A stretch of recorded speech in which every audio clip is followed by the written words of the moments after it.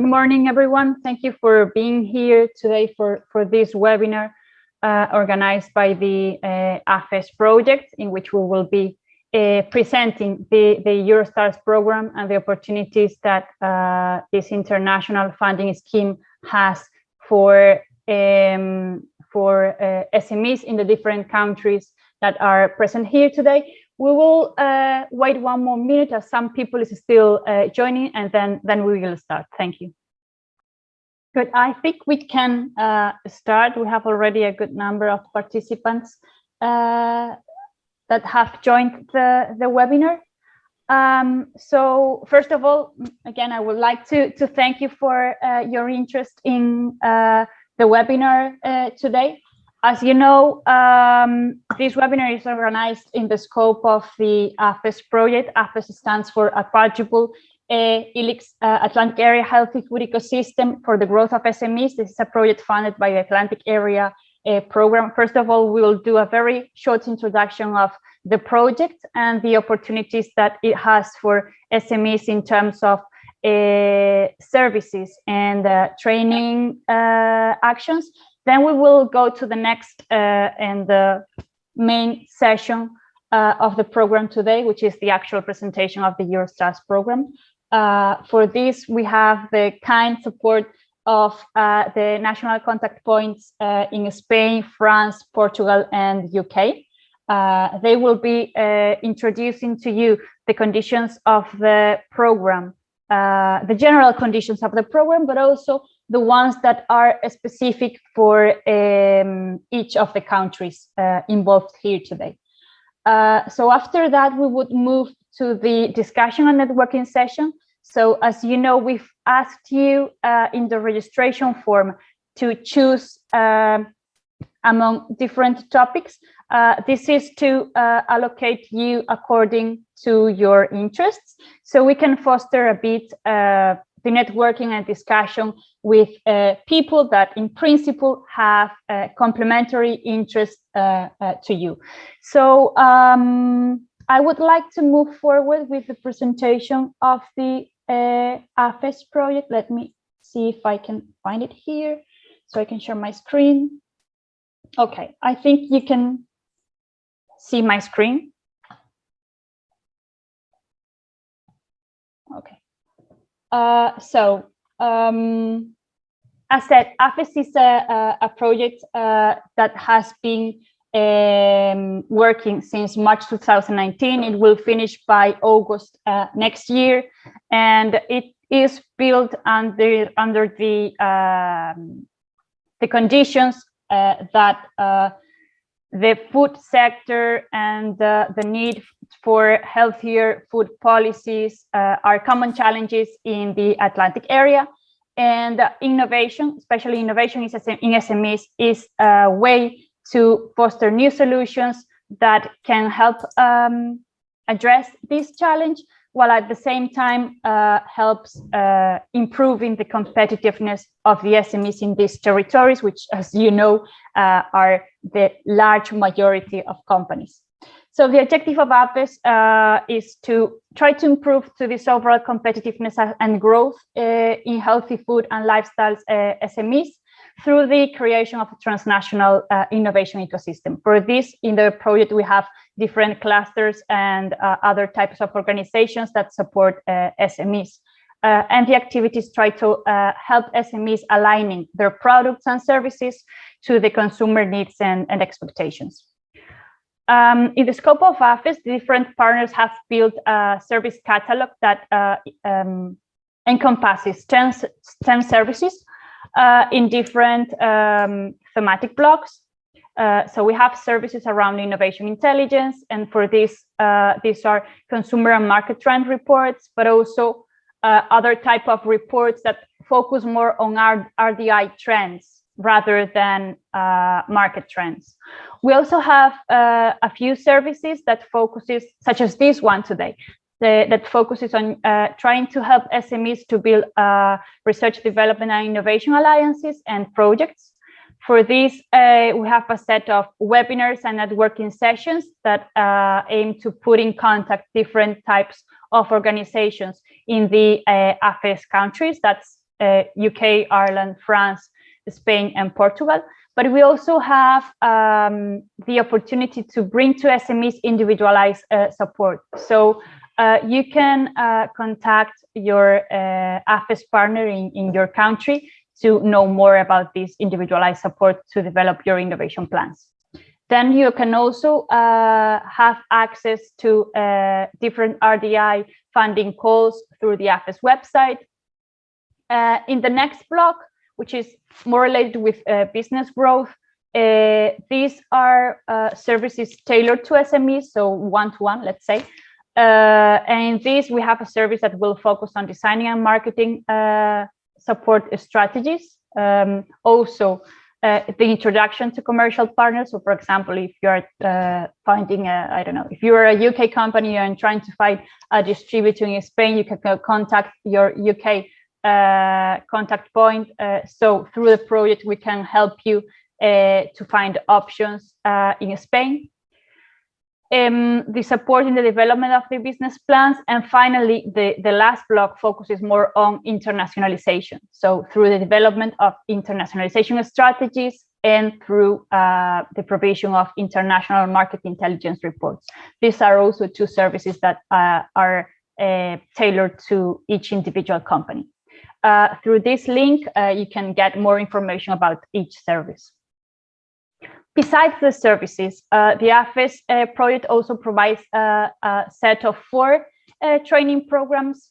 Program 1 and Program 2 are already available in the website, so you can access through them through this link. I'll leave you here. The first program focuses on consumer insight and market understanding. It brings together several modules that focuses on relevant topics around consumer insight and market understanding. And the second training program, which is already available, as said, is the product life cycle management.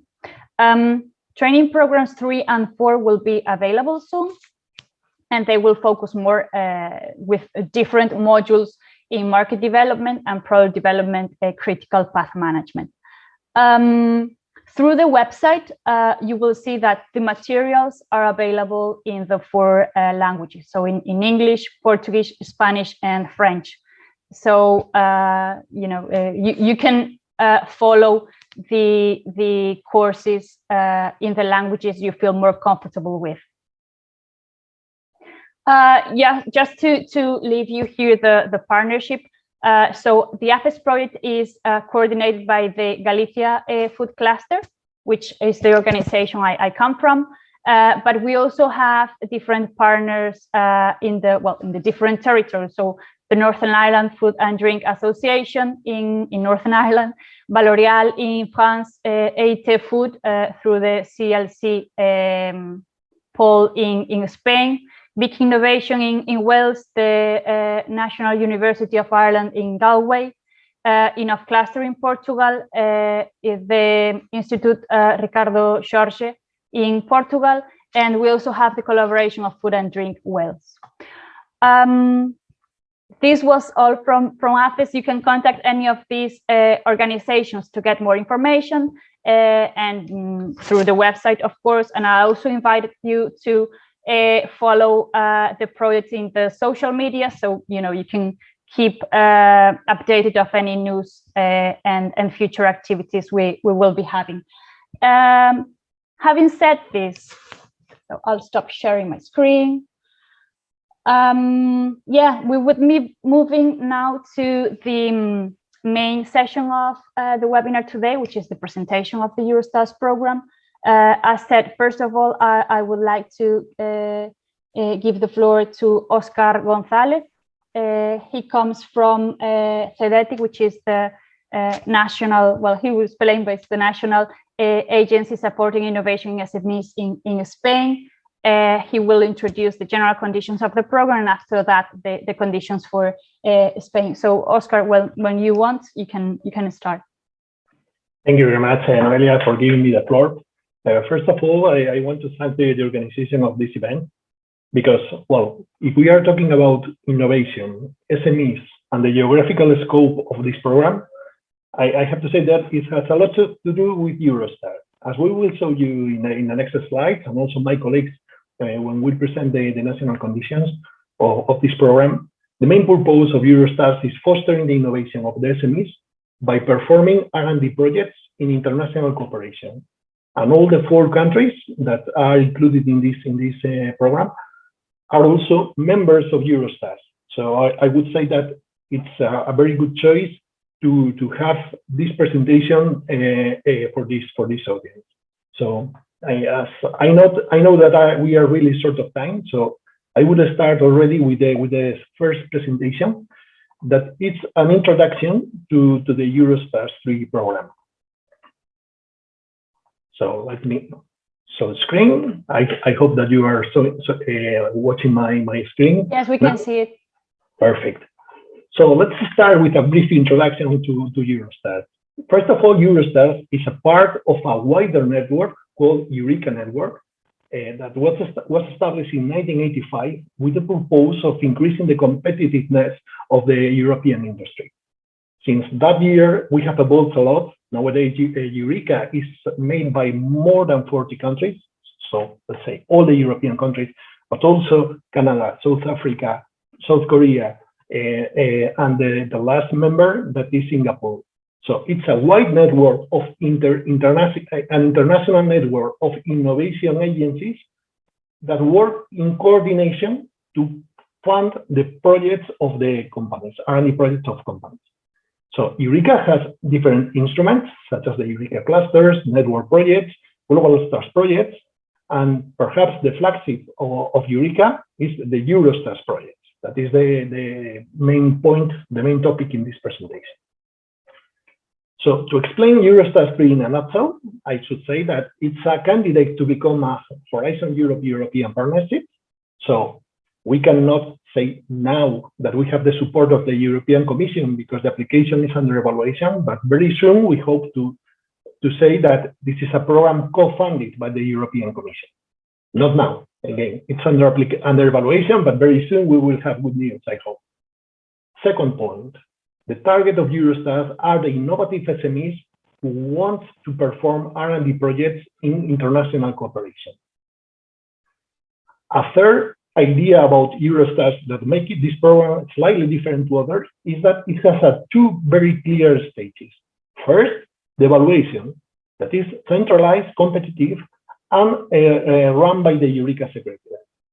And later on, once we have the projects approved, the funding that is decentralized, made at national level, and coordinated by all the agencies behind every project. Regarding the characteristics of the projects, I will pay some time afterwards in another slide. But the good idea for the audience in this webinar is that the food projects are very welcome in this program. And I should also say that perhaps this sector is underrepresented in the Eurostars program, the previous editions of the Eurostars program. So please go ahead, let's go for it, because we need more food projects in this program. It's very clear. And the good news is that this is not a pop-up program that now we launch a call, then they will disappear, you will never gain nothing about Eurostars. No, this is not the case. Eurostars started in 2008. We have been running 2 calls a year since that moment. And I have to say very proudly, with my colleagues that will speak afterwards, that the national funding agencies has guaranteed a seamless continuation between Horizon 2020 and Horizon Europe. We have taken some risks because you know that the European Commission works in 7-year programs. So the end of Horizon 2020 and the beginning of Horizon Europe is always a kind of foggy area. But the agencies behind this program, we have decided to launch calls in February 2021 and another one in November 2021 to keep the continuation of the program, even if the framework program in Europe has changed. Regarding the target, perhaps some of you are familiar with the old version of the program, Eurostars 2, and when we were talking always about the R&D performing estimates, we have to say that we have moved away from that target. R&D performing SMEs were companies that have to demonstrate that in the past, in the previous years, they have had a significant activity in R&D. Now we don't need to have a look to the rear view mirror to know what was the past of the company. What we want to do in Eurostars now is to have a look to the future of the company. What projects do you want to perform in the future? How amazing and how close to market are your projects? So we have moved from that old definition of R&D performing SME to the innovative SME. That in essence is any SME according to the EU definition who wants to perform a Eurostars project in collaboration with companies or partners from other Eurostars countries. Also, as I told you before, there is some tricky questions that sometimes create some confusion about Eurostars, because it's quite different to the national programs, to the European Union programs. Here, again, we have two very clear stages. First, the international evaluation. It's absolutely independent. We, the agencies, don't have any saying about the technical scope of the project, on how good or how bad the project is. The independent experts coordinated by the Eureka Secretariat make the decisions on what are the best projects in each cutoff date. And then, once the project is approved, we, the national funding bodies, are in charge of funding or national participants. So to make it clear, if in the next cutoff date, we have a project approved, including French, Spanish, and Portuguese participants, the French participant will receive the funding from BPI France, Spanish one from CDTI, and the Portuguese from the ENI.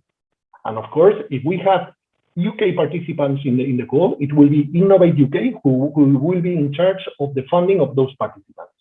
So please pay attention to this issue, because it's sometimes a bit tricky to understand the rules of the centralized part for evaluation, but also we have to pay attention to the national funding rules. That is also the explanation of why afterwards my colleagues will explain the funding rules in each of the countries. Regarding the characteristics of a Eurostars project, it has to be market-oriented. So typically the TRLs are from 4 to 6. It has to be directed to the generation of an innovative product, process, or service. It has to be made in international cooperation. That means that we need at least 2 participants from 2 different Eurostars countries. And bottom up. That means that it is not us, it is not the funding agencies stating the topics of the goal. It is you, the companies, who decide on what do you want to invest in R&D to have the best available products and to later on to obtain the return of investment from the market. The key point in a Eurostars project is, of course, the consortium. We are talking about projects that usually have from 2 to 4 participants. So the size of the consortium is not that large compared with other programs, but it's very important to have all the pieces fitting perfectly to have a good consortium. This is something that is very important for the evaluators. They do not only pay attention to the technical issues of the project, but also on how the members of the consortium can make a perfect fitting to reach the goals of the project.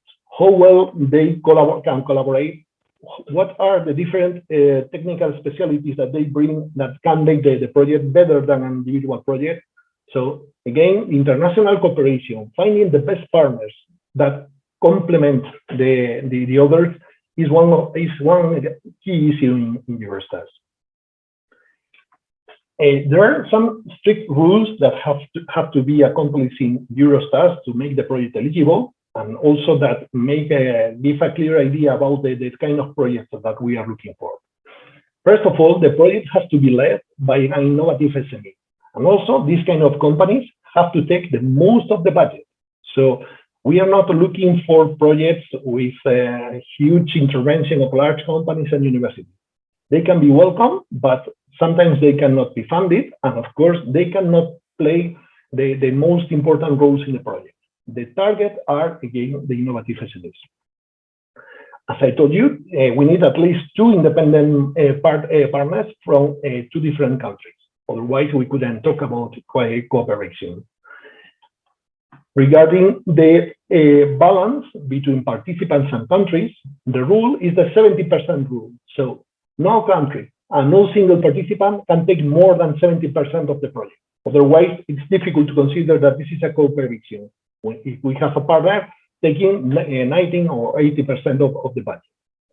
The project duration has to be 36 months or less, and the project has to have an exclusively civilian purpose.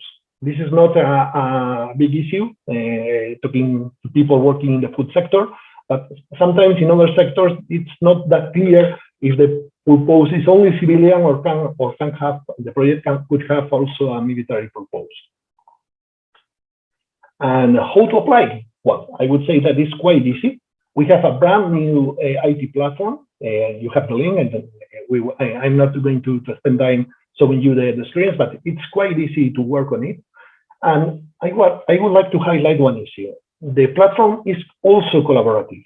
So I like to say that the cooperation in Eurostars does not start when the project is approved and the R&D task starts. No, the collaboration between the consortium members starts when writing the application. So it is possible to assign certain tasks in the application to different partners. So each one of them can be in charge of completing certain parts. Okay. Of course, the coordinator has to be aware of everything. Is the one responsible for sending the final version of the application. But it is possible to split the task between the different partners so that each one of them can complete certain parts of the application.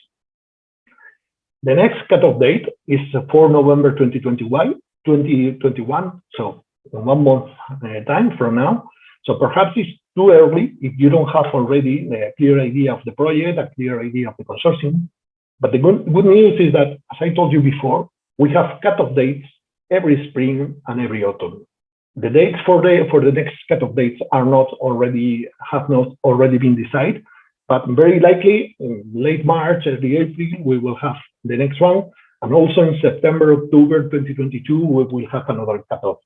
So if after the webinar that we have today, you find that the Eurostars could be your program, the program to apply with your R&D ideas, no worries if you don't have the time to prepare the application for November the 4th, but you will have time to apply next year. I will not spend also much time regarding the evaluation process. Just to give you an overview, once the application is sent on April the 4th, we start the project evaluation. The national funding bodies have to perform some tasks to check that the companies are eligible for funding in case the project is approved. Then the technical evaluation and ethics review takes place, and the funding results will be communicated by mid-February. Okay, so in 3 months time, more or less, you will have the results of the evaluation. This is much shorter than Eurostars 2. Well, the process took almost 4.5 or almost 5 months. So it's also an improvement in the program. Well, as a general introduction to Eurostars, this is what I have to say. So I would like to ask to Noelia, to the organizers, if you prefer me now to make the second presentation, the one about the specificities for Spanish participants, or should I take now the questions from the audience? Please move to your next presentation. We will have the questions and answers after all the presentations of the country-specific conditions. Okay, perfect. So participants, please take your notes, questions. You can also use the chat to type your questions, and we will discuss the program after all the presentations. Perfect. So let's go with the second presentation. This is mainly focused on the requisites for the Spanish participants, but also some of the points that I will show you here can be interesting for participants from other countries. So, as I told you before, Eurostars is a decentralized funding program. So CDTI will be in charge of funding Spanish participants in projects approved in Eurostars, but also will be in charge of checking that the Spanish participants are eligible for funding during the evaluation process. So to say this approach, it's made in Eurostars because we want to reduce the risk of projects being technically approved because they look very well and they have higher scores in the evaluation process, but afterwards they fail because some of the participants cannot receive money at national level for whatever the reason. And you know, if you have a project with 2 or 3 participants and finally one of them couldn't receive money from the national funding body, this is a disaster for the whole consortium. Usually that leads to the cancellation of the project. So to avoid that, what we, the national funding bodies, do during the evaluation process is to check that the participants from our country are eligible for funding at national level. So if the project is finally approved, the risk of not receiving the funding is extremely low. It can happen, but it's extremely low. In the case of Spain, we have published the national rules, both in English at the Eureka Secretariat website and at the CDTI website. And I will briefly explain all of them. First, during the legal and financial viability check, we, the national funding bodies, have to do the task that I explained before. We have to check that you, as a Spanish company, can be eligible for funding in case you were approved. So we have to check a lot of documents, a lot of papers, but hopefully it will be easier than in the past due to the electronic formats that we have available now. So we have to check that you have presented the commitment and signature form. We have to check the company size and also that the company is not undertaking difficulties. This is something very important because if any applicant to Eurostars is undertaking difficulties according to the definition of the European Union, that makes the participant not eligible to receive funding at national level. So please, before applying, have a look into your official accounts to verify that you are not undertaking difficulties. Also, we have to check that the participant is a legal entity or already constituted in our country, has no legal issues, and also that has the sufficient financial capacity to perform the project. Please take into account that in Eurostars, any country is able to fund 100% of the budget of the companies. We cannot do that because the restrictions of the European regulations. So in any country, some part of the budget has to be funded by the applicants. So we, the national funding bodies, have to check that you have that capacity to perform the project. And also, the bad news is that if a single participant in a Eurostars consortium receives a negative result in the legal and financial viability check, the whole project is rejected. So it's very important not only to check how good are my partners in the project from a technical point of view, but also to check that they are financially viable and they have the financial strength to go ahead with an international cooperation project. Regarding the specific criteria in Spain that any participant has to accomplish to be eligible for funding is that the first one, now we can fund only SMEs. In Eurostars 2, large companies could also be funded, but now in Eurostars 3, only SMEs can receive funding from CDTI. The second one is, as I already told you, that the companies undertaking difficulties are excluded. We cannot fund this kind of companies due to legal restrictions. Also, to perform the legal and financial viability check, Spanish companies have to have the accounts of the last financial year already deposited. I will say this in Spanish, okay, because it's very difficult to translate into English. Las empresas españolas necesitan tener las cuentas del ejercicio anterior depositadas en el registro en la fecha de la solicitud internacional. Okay, so we need to have to be able to check that the legal information about the financial situation of the company is available to perform the legal and viability check. Also, please pay attention that CTTI will only fund one application in each Eurostars goal to each company. So if you have two very good ideas that could fit into Eurostars, the smart thing to do is, okay, take the most mature one now, apply in November with the first idea, and save the other idea for the next cutoff date. Because if you apply for the two of them now, we will ask you to tell us which one do you prefer, and the other one will be rejected. And finally, some issues with the dates that are a bit tricky, but it's important to pay attention to that. First date, the closing date for the international cutoff is 4 November 2021. The projects that involve Spanish participants will have to start between April and November 2022. The recommendation is June, July 2022. And also, every project involving Spanish participants will have to finish before the end of 2025. The project duration can be up to 36 months, as in any other Eurostars project, because this is a common rule. And also, CTTI can approve extensions of up to 6 months if during the performing, when performing the project, there are some delays and the Spanish participants need some extra time to complete the tasks. The national funding goal that we use at CTTI to fund Spanish participants is called Convocatoria Interempresas Internacional, and will be published in the National Gazette, in the Boletín Oficial del Estado, in January, February 2022. The call will open in late February, early March. Remember that the evaluation results from the international evaluation process will be available in mid-February. So 2 weeks later, 3 weeks later, we will be opening the national funding call.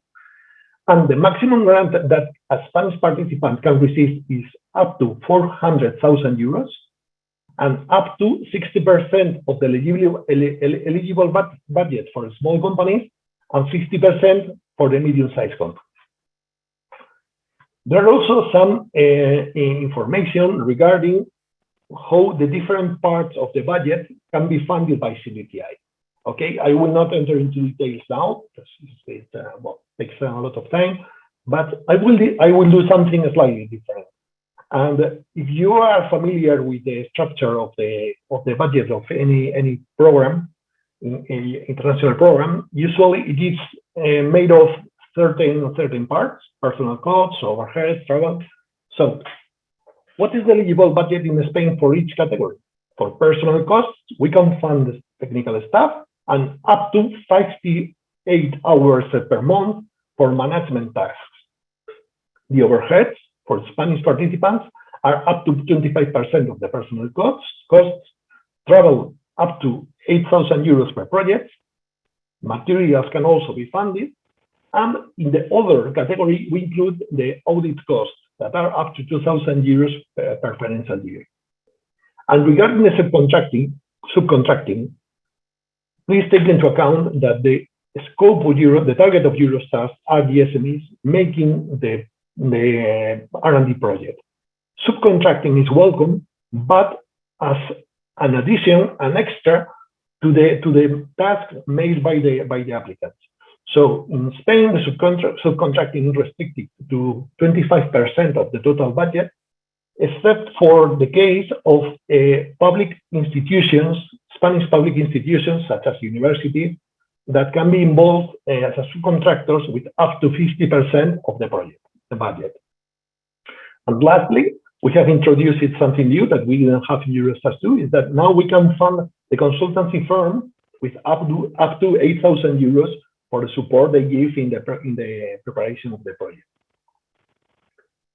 So we strongly recommend to organize the work packages of Eurostars into one non-technical, let's say, work package, where you can introduce everything about project management, ethics management, everything that is not technical, okay? And then between 2 and 5 work packages of the technical issues.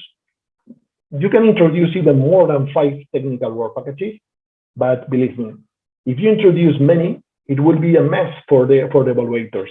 It will be so complex that it will be not easy to understand why small project with a small consortium needs so many work packages. So the recommendation would be to go from 2 to 5 technical work packages. And that's all from my side. This is the presentation that I had for with the specialties for Spanish participants.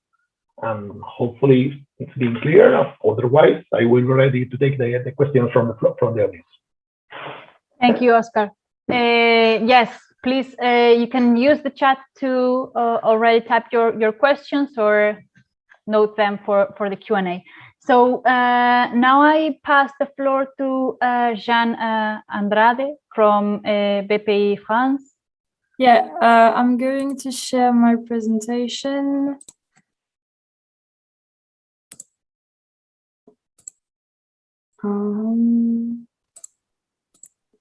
Okay, I hope you can see it. Yes, we can. Thank you. Okay, great. Let me just check the time. All right, so thank you for inviting me. I'll be talking about the French specificities of the Eurostars program. So I work at BPI France, which is the national point of contact for this program. First, let me give you a little bit of an overview on the French Eurostars beneficiaries to understand where we place ourselves in this program. France, in the number of projects submitted in the last call, was the 5th country and the 4th in terms of beneficiaries, along with Germany, Spain, Switzerland, and Netherlands. So it's one of the main contributors of this program. And of course, we try to encourage our SMEs to participate more in order to increase this participation. Some key figures on our French beneficiaries, we can see that the traditional SMEs actually represent 73% of the beneficiaries. Startups are not necessarily the best candidates for now. And we understand that by maybe the fact that the traditional SMEs are a little bit more experienced with European programs, which is the reason why we try to accompany everyone, and I will show you this afterwards. The average grant that is funded by France is around 210,000 euros, and we have a success rate of around 31.8% on the last call, and obviously we're going to try to increase that to help French SMEs get a good position in this program. Now, how do we finance Eurostars beneficiaries, and what are the conditions on our side? Well, first, as Oscar said, the main objective of Eurostars is to promote SMEs, innovative SMEs, and help them achieve their goals in terms of R&D collaboration. So the eligibility is focused on SMEs that are French residents. For those, we grant a 40% grant of the eligible budget. It's not necessarily limited, like there is not a really official limit, but of course we cannot finance every project. So this can go between 50,000 euros up to maybe 400,000 euros. Now, for the companies that have between 250 and 2,000 employees, we can finance up to 30% of their eligible budget. And then regarding the public labs or universities, so the public actors, we finance up to 40% of the full cost, up to 120,000 euros if there is a French SME in the consortium. Now, if there isn't a French SME in the consortium, this grant is limited to 50,000 euros. Of course, all of these fundings are limited to the company's own funds because we have to make sure that the company is able to finance the rest of the project. So as Oscar said before, we cannot help companies that are undertaking difficulties. Obviously, this has to be checked before the application with us. So how does the submission process works on BPI France's side? Well, first, obviously, you get your project idea, and then you need to contact us. So to contact BPI France, you can either flash this little QR code that is going to land you on a page where you can book an appointment with a member of our team, or you can also contact the mail address that is written below. This step is to make sure that you're eligible. So we're going to check your eligibility together regarding your project, so more of the technical aspects, but also the financial condition. So when this step occurs, you're going to contact our team, but you're also going to contact your regional BPI France business manager, who's in charge of the companies individually.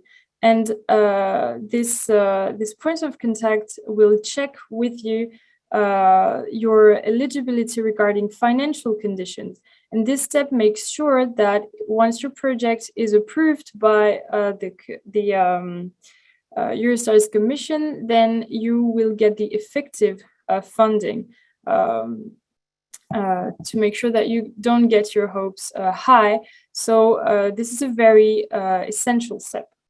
And then obviously the rest of the process is quite known already. You need to register on the Eurostars platform and complete the application form, charge your annexes, and then submit your idea.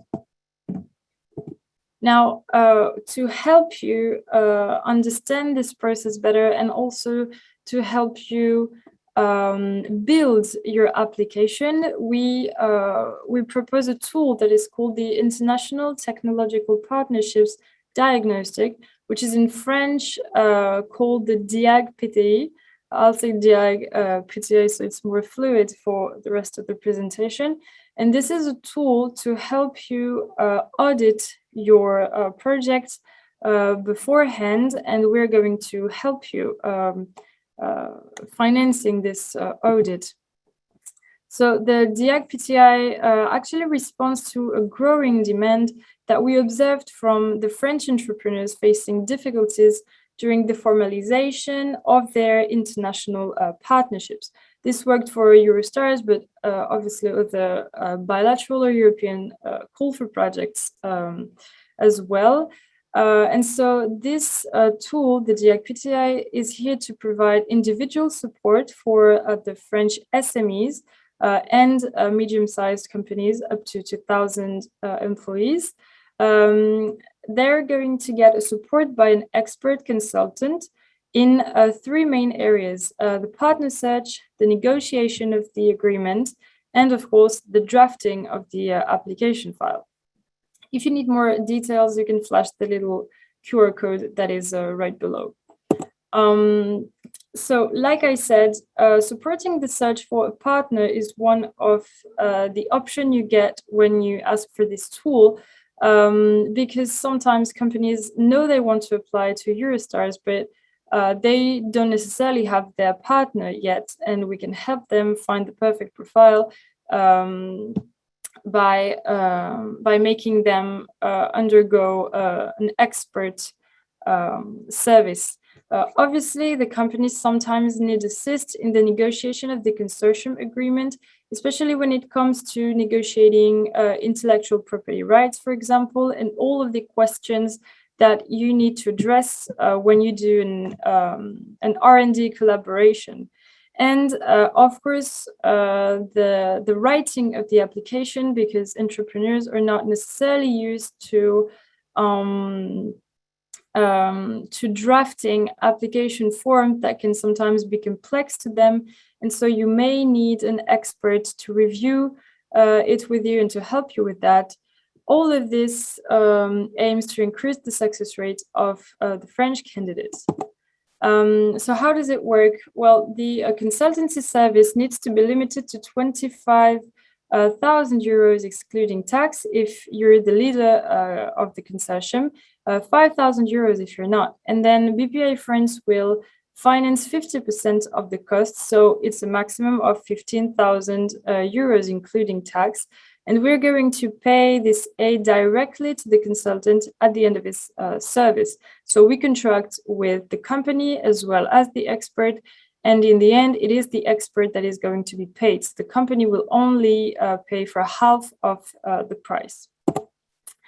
Finally, how does it work? You find your expert. So you either have one already, or we can help you find one because we have a lot referenced. Then you submit your demand on the little platform that is on the right. This is very easy. It takes about 10 minutes. You just have to upload a few files and off you go. And then we review your demand, and in about 1 or 2 weeks, you can start. And then we hope for the good news concerning your application. That was it for the French side. Thank you very much for your attention. And if some points need to be addressed, don't hesitate to ask me in the chat. Thank you, Jean, for your presentation. So now we move to the specific conditions for Portugal. So I give the floor to Rita Silva from the Agência Nacional de Inovação. Hello, good morning. Let me share my screen.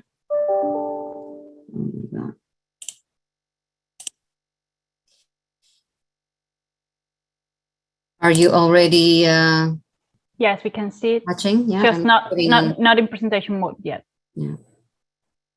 Moving on to the slideshow. Yes. No, Thank you. it's okay.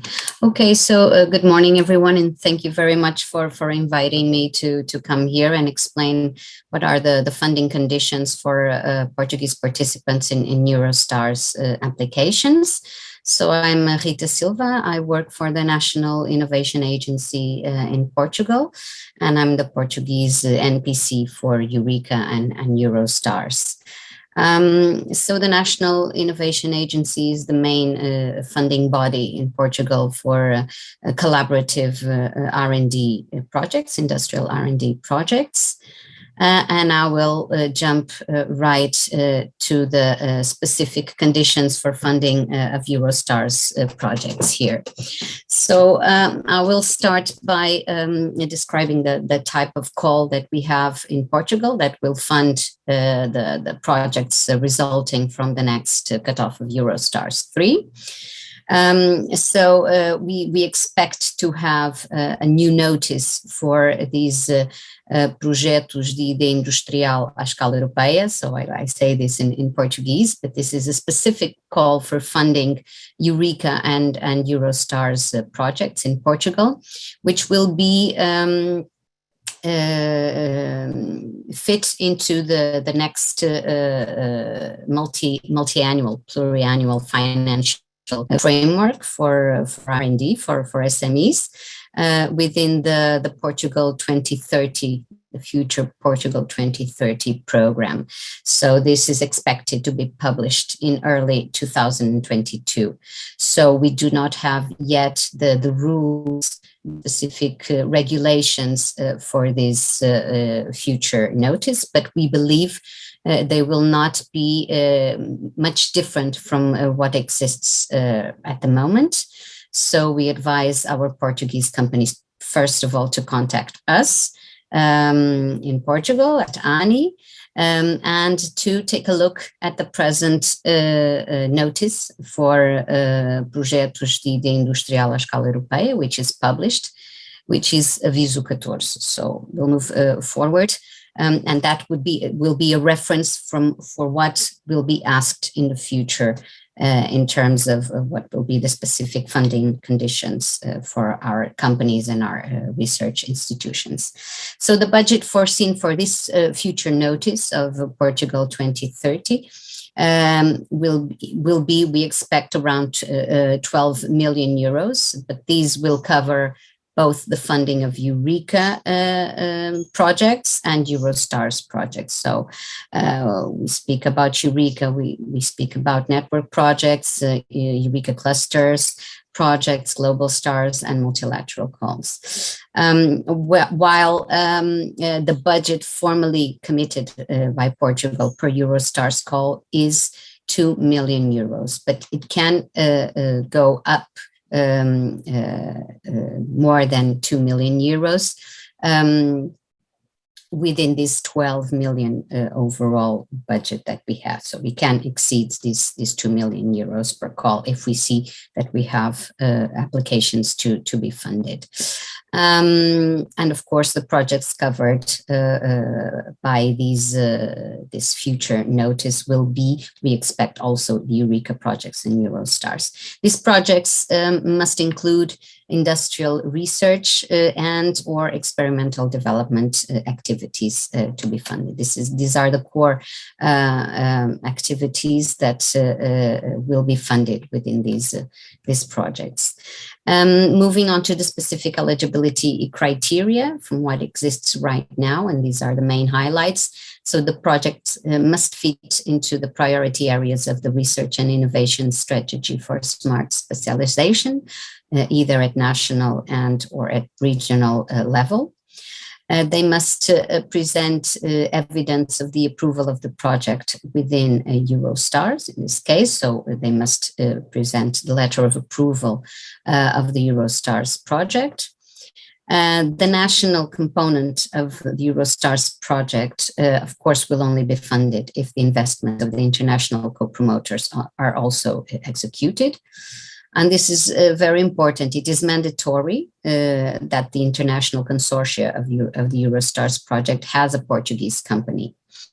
And that Portuguese company can go in partnership with another Portuguese R&D entity or another company, but it is mandatory to have a Portuguese company in the consortium.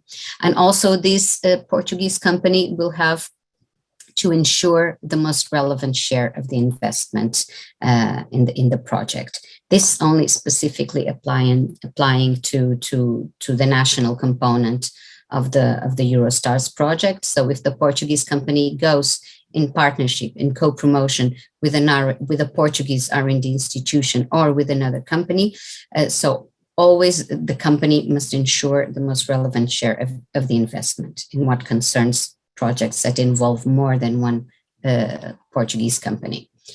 Of course, the beneficiaries must present a balanced economic and financial situation. So they must comply with some financial autonomy ratios, which we will present in the future slides. As far as the eligible entities, all companies, universities, and research centers registered in Portugal are eligible for funding. As regards the form, the amount and limits of the funding, so the Portuguese entity will receive a funding in form of grant for projects with eligible costs of up to 1 million euros. While the exceeding amount over 1 million euros will take the form of a grant in 75%, and the 25% remaining amount of this 1 million euros will take the form of reimbursable funding.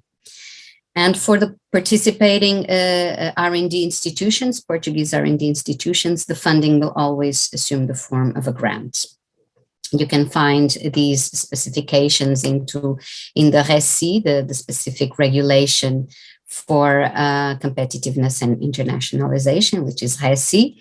And these, of course, I must highlight, are the conditions that are implemented within the current notice that is open. We do not know exactly in the future notice that will fund these Eurostars projects, if these specific conditions will be maintained. We believe that they will be kept in the same model that we are presenting here. So moving on to the co-funding rates. In general, SMEs can be co-funded up to 75% of the eligible costs. Large companies can be co-funded up to 65% of eligible costs, and universities or research institutions, so non-entrepreneurial entities, can be funded up to 75% of eligible costs. This is important for investments that are foreseen to be implemented or executed within the Lisboa region. The maximum co-funding rate will be 50% of eligible costs. This both for companies as well as for universities or research institutions. And we have, in terms of co-funding bonuses, so we have a basic rate of co-funding of 25% of eligible costs applied to the project, to which there are funding bonuses, funding surplus that may be added. So there is a bonus for the industrial research activities of 25% of co-funding. There is a funding bonus for the type of company that is involved in the project. So 10% if it is an SME and 20% if a micro or small company. And there will be a funding bonus for projects that involve more than one entity, Portuguese entity. So if the Portuguese company goes into co-promotion with another company or a research institution, they can receive another 15% of funding, and also for the wide dissemination of results, of R&D results. This is also subject to a funding bonus. And this means that the entities, the project can reach an overall co-funding of 75% of eligible costs, so taking into account all of the funding bonuses that the Portuguese entities can apply to. Now, specifically referring to the financial autonomy ratios that are currently asked for companies. So it is asked that an SME should have 15% autonomy ratio, and a large company 20% autonomy ratio. For startups or for companies that are active for less than 1 year, at the date of the application, at the formalization of the application to funding, to Portuguese funding, these entities must show the capacity to fund the project with own capital equal to or greater than 20% of eligible costs. And as additional documents required for the national application for funding. So after being approved by Eurostars and after being informed that the entities will be funded, that there will be funding available, ANI will send an invitation to the Portuguese entities, inviting to submit a national application, which will not be subject to a second evaluation, technical evaluation. This technical evaluation has already been performed by the international panel of experts organized by the Eureka Secretariat. But they must submit a national application where they will describe all of the activities that will be performed and the budget that they are asking. And over this, there will be a calculation of the funding and the co-funding that will be awarded to the project.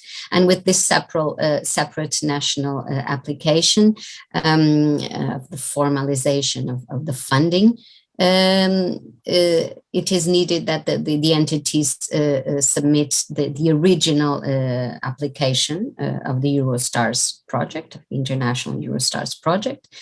It is also asked that they upload the copy of the evaluation report, a draft of the International Consortium Agreement, and also they must fill in a technical annex. Well, they will specify any kind of adjustment of funding or of activities that the consortium has agreed.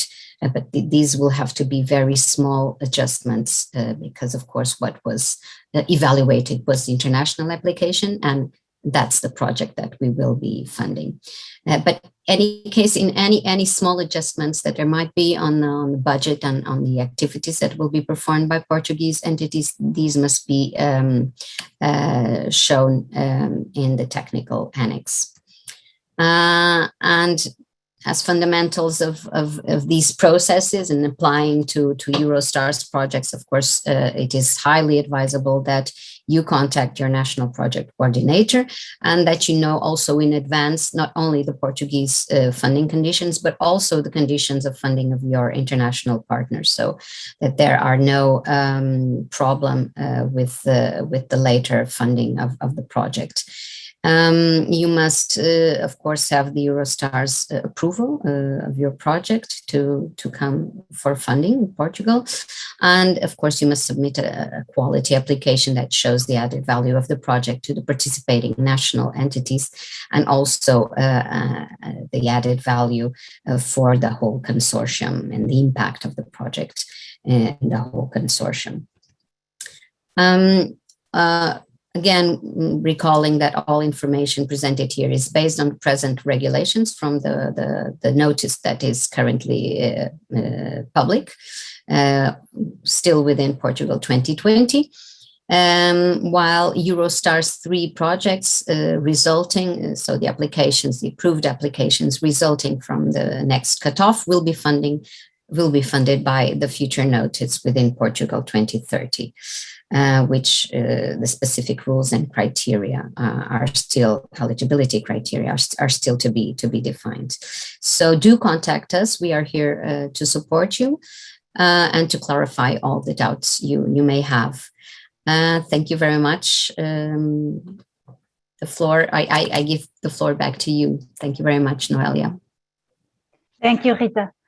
So now we move forward with the last presentation of country-specific conditions. I'll give the floor to Ben Morris from UK Innovate. Innovate UK, sorry. That's okay. I'm used to speaking French, so I put everything the other way around, so it's good.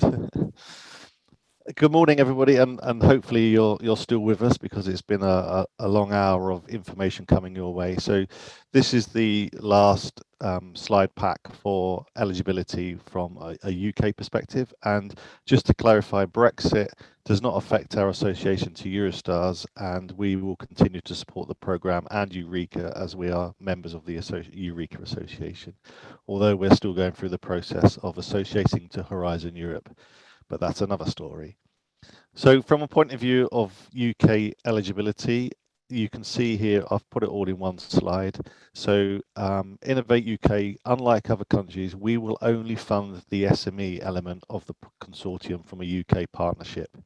So all other types of organisation, academics, large institutions, research organisations must self-fund their participation if they are partaking in a project with UK partners. The contribution to the call, the Innovate UK will submit £2.5 million per call, roughly about 3.1 million euros per call over the life of the programme for the 7 years. And as Oscar mentioned earlier, the first year is been a bit of a joining up process of leaving Horizon 2020 and joining Horizon Europe. So that's why we've had one call short this year.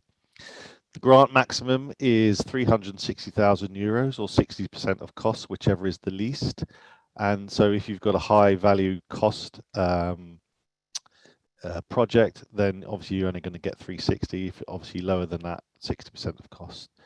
We allow subcontracting to 20% of UK partner costs, and at least your registration at Companies House demonstrating that your filing account should be at least 12 months from the point of the submission deadline. I've put a link in here from the guidance of eligible costs for UK partners. There's a whole host of subjects where we will make eligible costs. For example, we will only, like Spain, we will cap subcontracting costs at overhead costs at 25%. Other domestic calls within Innovate UK, sometimes as long as you can justify your overhead rate, then we will allow it. But specifically for Eurostars, we will only allow 25% of overheads to labour costs. As you can see there, we've put projects must be led from a UK perspective, you're leading it, innovative SMEs, and one that invests 10% of our time into research or full-time staff. And these are all ORs. You don't have to meet all of that criteria. And as we said there, you follow the eligibility under Eurostars. The link there takes you to the country selection page. So when you first log in, it automatically detects your IP address. So you need to select the country, but you can look at other countries and their funding rates. Innovate UK criteria, that leads you back to our innovation funding service platform, and then the guidance there. Now, I would say for those that are UK participants, the new ePMP platform, which we've introduced this year for the first call under Eurostars 3, is based on the Innovate funding service platform. So if you've had an Innovate UK grant at domestic level, you'll be very familiar with the look and feel of the application process.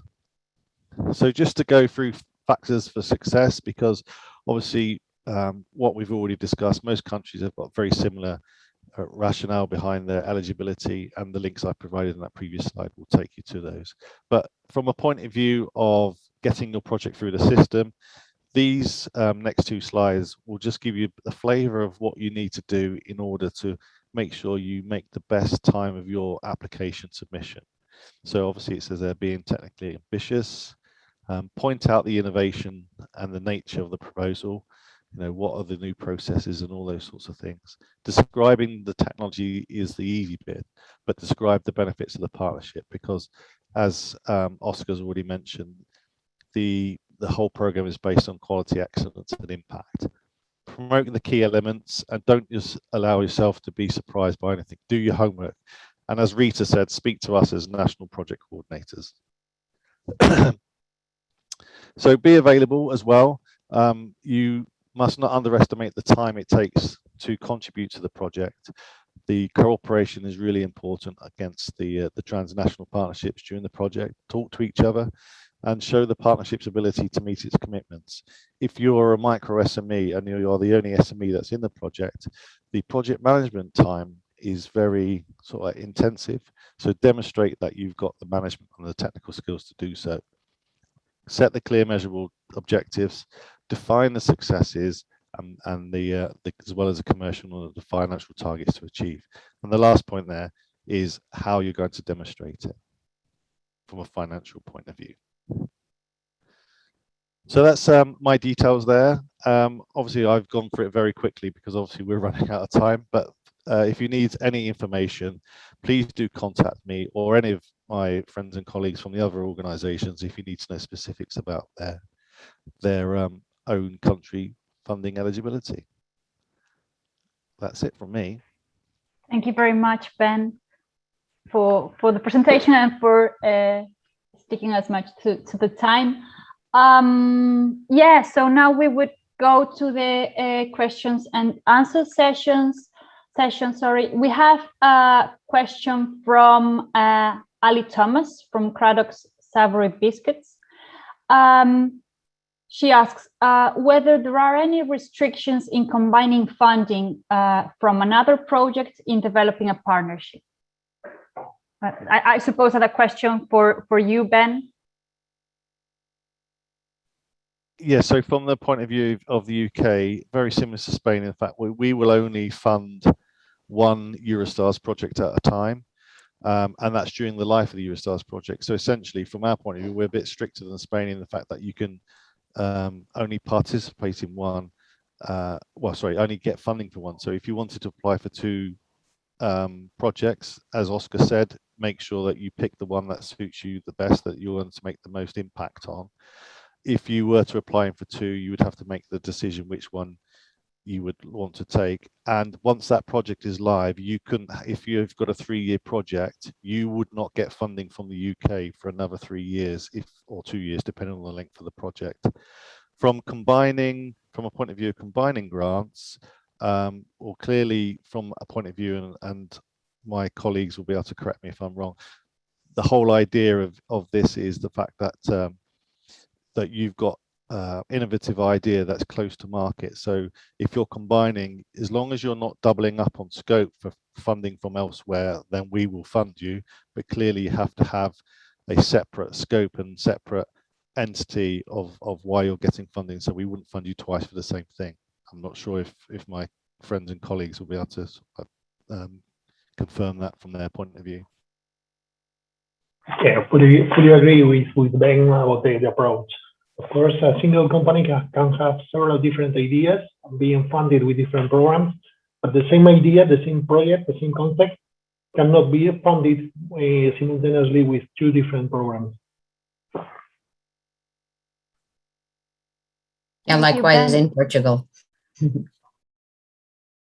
Thank you, Ben, Rita, and Oscar.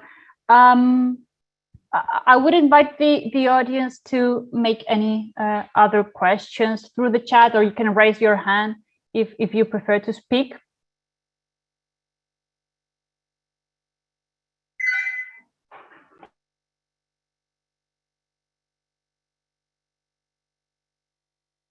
In any case, we will share the presentations with you, so you will also have the contacts for our speakers today. As well, you can contact the AHFES partnership for additional information. So last chance, if there are no questions. Everything has been presented very clearly. So it was detailed, so I suppose at least there are no questions at this stage. I'm sure they will have. Okay, so then I would like to thank you all for your availability, for being here today for this presentation, Oscar, Ben, Rita, and Jan. And according to the program, although we are a bit behind schedule, we would have a 5-minute break. Yeah, please be back at 11:20 for the networking session. And then we will explain the dynamics, but please stay. Those of you that said you would stay for the networking session, please stay. We would not be behind the end of the program, but it will be a pity that you lose the chance to introduce your organizations and interest to the other participants in the session today. So yeah, let's be here at 11:20. Thank you.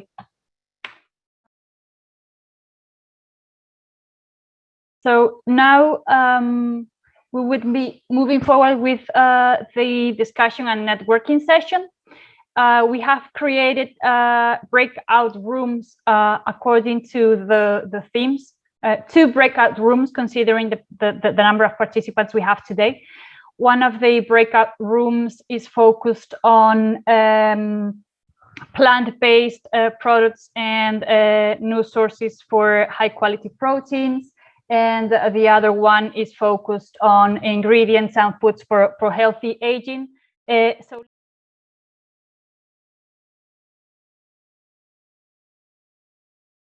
the main room, I suppose everyone has rejoined already. So yeah, now we would very quickly move to a short wrap up of what has been discussed in each of the 2 rooms. And the closing.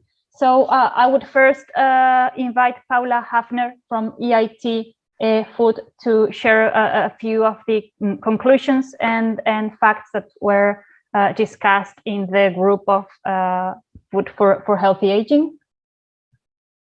Okay, hello. Well, we had this personalized session with Laurence from Nutriset. They are a company that are involved in prevent malnutrition with new products, innovative products. They are now very focused on the development of a product for the elderly. For that, to prevent the malnutrition, this is a product that is mixed with the food. So while cooking, you may put this ingredient on it, and it has proteins, minerals, and vitamins, and will promote the health of the elderly people. So what they are looking right now from NutriSet is a partner for commercialization and promotion of their products outside France, because they are already commercializing these products in France. So they would like to have a partnership with different, let's say, partners in other EU countries to promote this commercialization. Okay, it was clear that the consumer attitude is evolving over years on the understanding what they eat is related to health. So together with the pandemic, we have this importance for the healthy habits, and well, taking into account the elderly, which is a very vulnerable group, there is a need of a product, specific products for them. So that is the point from Laurence from NutriSet to fight against the malnutrition in this specific population. Also, they were facing some barriers when applying for funding for projects, which I mean, it would be the same barriers that all SMEs may found when they are looking for funding, which means well, very time-consuming the process, a lot of papers to be done, and the contacts to be done too. So that would be like the main reason why they are not applying so very often to the calls, such the one we are explaining here today, the Eurostars. So that would be the main concern, maybe to simplify the process for the SMEs. And also, what else? I'm just checking my notes. Well, this product also, well, it's well seen by the government too, because it will reduce the health system cost, because it will put the elderly people much time. They will stay at home, independent, not being a cost for the health system. So it's a good product to be targeted. What else? I think more or less this is, they have like the partnership they may be looking for would be for two ways.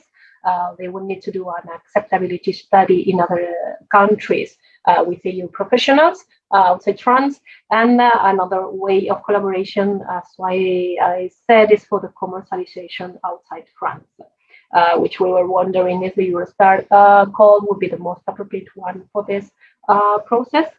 And well, as Laurence was the only SME we had in our room, it was a very personalized session with her. She explained very well what the company is looking for, and well, we tell her to check with BPI France for the Eurostars call, and to keep in contact with AHFES experts for any issue they may have.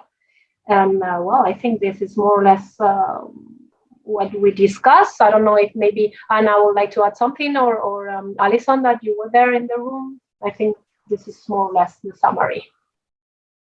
Well, that's very great. A great summary, Paula. Thank you. Likewise, nothing to add, Paula. Thank you. Thanks. Thank you, Paula. So now I don't know if Harry or Daniel could do a short wrap up for the other room. Well, I'll jump in and do a wrap up. It's more of just a headline running through some of the comments and topics that we touched on during our breakout session.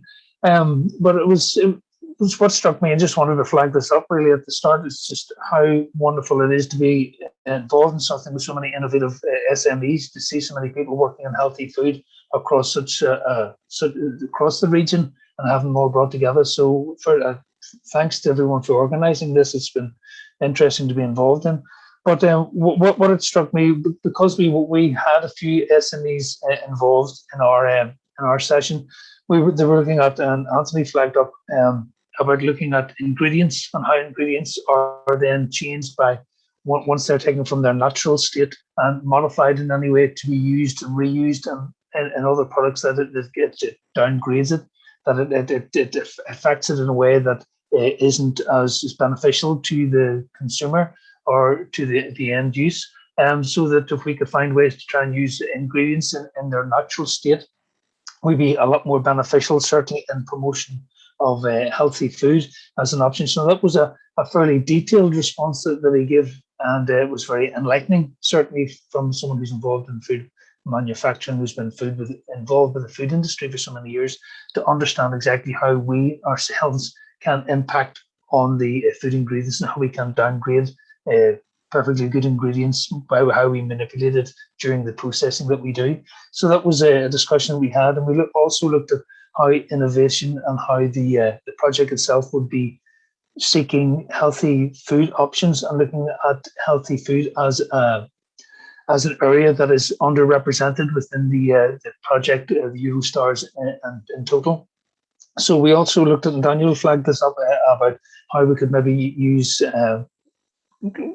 gain from waste extraction, and how we can gain ingredients, and how we could possibly reuse things and reduce the wastage that is going on within the industry itself, and how that is a key area of concern. So I'm just looking at my notes here. Then Ben went on to then give us an update on the process of the project application, and how they focus on how they would roll out the management of the project over the lifetime, and how that is determined, how that is assisted by other factors. I think I can't remember the evaluator. He had some term for. I'm just trying to find my notes here. And monitoring officer, I think that we have to liaise with, certainly within the UK, and I'm sure the process will be the same in the other regions. Where if you're completely new to working with projects, you should maybe speak to someone within the AHFES so we can give you a good understanding of how the personal responsibilities that you will have to undertake to be part of a project, and to look at how the project itself runs out. And we mentioned also about the reporting processes and the impacts that may have. And then Ian introduced an element to it at the end part of our conversation, which is that companies need to understand the time commitment and the impact that it's going to have on its normal core day-to-day business, but the time commitment and resources that they're going to have to bring to bear with the project. And one thing that I would add to that, yes, it can be a lot of administration within this, but nevertheless, it can be very rewarding, and you can certainly, working as what is demonstrated here today, by working with people from across the regions, you can get an awful lot more information and think about things that you would never think of. So it can be very rewarding, and it can be very beneficial for small companies to be involved in projects like this. But yes, it has a lot of commitment before you would step up and say, listen, we're going to put this application together and roll it out. And so I think that's a very top end, a very high end, high level, run through what we covered in the breakout that I was involved in. Thank you, Harry. Thank you very much. Okay, so we are a bit behind the schedule, unfortunately. Thank you for staying. So before we leave the meeting, I just wanted to remind you that the AHFES project has a set of 10 services, from intelligence to innovation support, business support, and internationalization. Some of those services are accessible through the website. You can access the information. Others are specifically tailored to SMEs, so you will need to go through an application process. But I think, well, as they are funded by Atlantic Area, I think it's worth for you to try and see if you can access those services. So please use the website, social media, and your project contact point for additional information. And I think that's it from my side. And well, yeah, please, if as a result of this webinar, you get in touch with any other participant, if you build a collaboration of, if you know, in this call or next calls, you submit a proposal, we would be very happy to receive that information and be aware of the results of the work. So thank you very much for your attention, and we keep in touch. So I think you will receive also, yeah, Linda. Sorry, Noelia. I have set up a feedback survey, which you should see as you leave this meeting. So it would be really good if you could it's only a couple of questions. If you could complete that. That was all. Did you want to say something? Sorry. Yes, it's just that I've emailed Linda my updated slide deck for distribution, just because the one I sent, because I wasn't going to be here, but I've updated the links in my slide deck, so you can distribute that one. Perfect. Thank you. Thank you very much. So have a great rest of the day and week. Bye-bye. Thank you. Thank you. Bye-bye. Bye-bye. Bye. Thank you. Bye. Thank you.